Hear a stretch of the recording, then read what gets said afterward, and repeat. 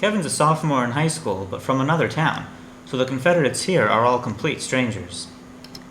As expected, Kevin did not conform to the group majority when just one of our Confederates, Jeff, was giving the correct answers. In the beginning, he's confident in giving his answer. A. A. C.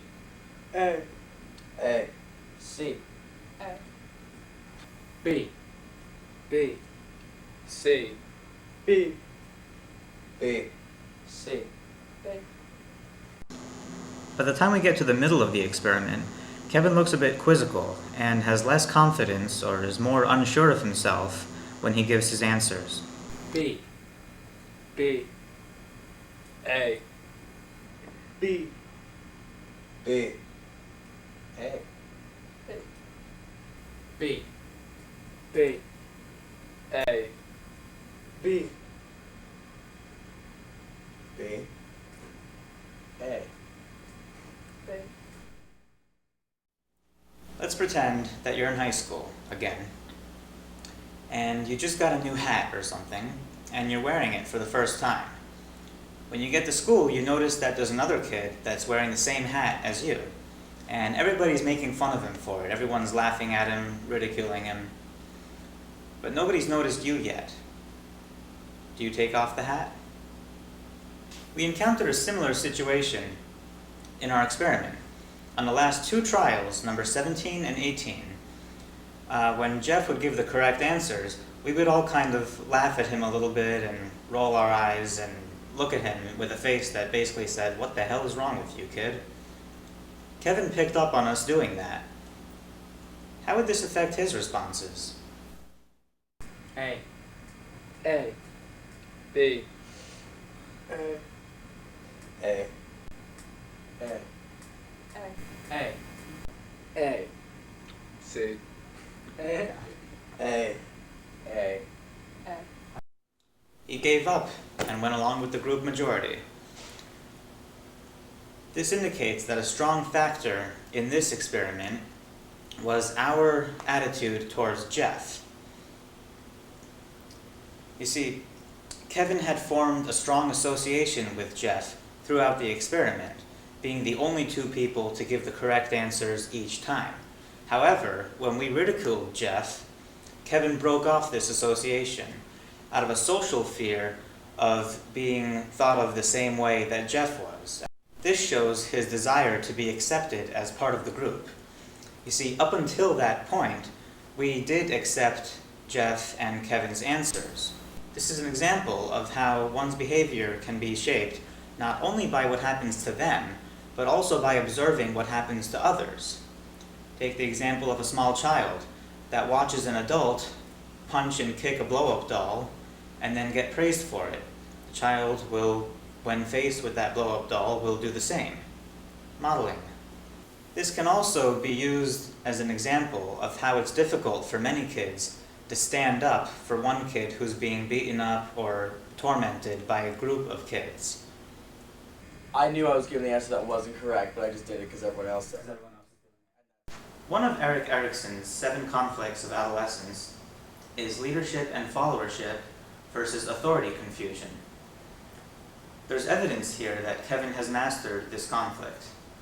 One of the components of this conflict, besides knowing when to be a leader and when to be a follower, is when to form an alliance and when to break off an alliance.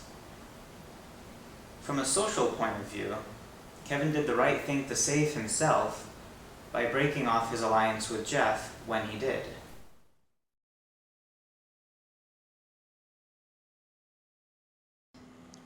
Charlie's a freshman at the public high school in New Canaan, Connecticut, which is the same school that all the Confederates in this experiment also attend. When I first saw Charlie, I thought that he would conform under group pressure, based on the fact that he would be a freshman in a group of mostly older kids.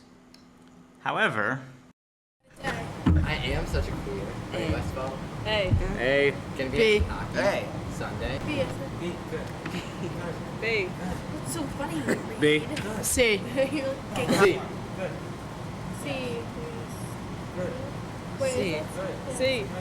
C. B. He didn't conform once. So why didn't Charlie conform once under group pressure? Well, for one thing, he seems to have a good sense of identity. Once you at least start to have a good sense of who you are, you don't need to look to others to shape your behavior. Take a look at how he reacts when our Confederates deliberately give the wrong answer for the first time. And remember, these are mostly older kids. A. Are you? A. Oh my! A. You guys are blind. FYI. It's B. No, it's A. It's totally A. Like, are you retarded? Honestly, kid, what's wrong with you? No, it's A, dude. It's B. Dude, it's A. Westfall, you idiot. He doesn't worry about what people say or think about him if he thinks he's right. B. B. A. B. Fucking idiot. C. A. Idiot. You're like, what the Westfall. hell is wrong with you? I don't care. What the fuck is wrong with you, Westfall? A. C. Fucking idiot. B. What the fuck? I don't think it's a B. Are you a fucking idiot? I don't care. I think it's B. Another factor that may have played a role in Charlie's resistance to group pressure is that Charlie's the quarterback of the freshman football team, which in New Canaan is basically the highest social status that you can possibly have, being the quarterback of a football team.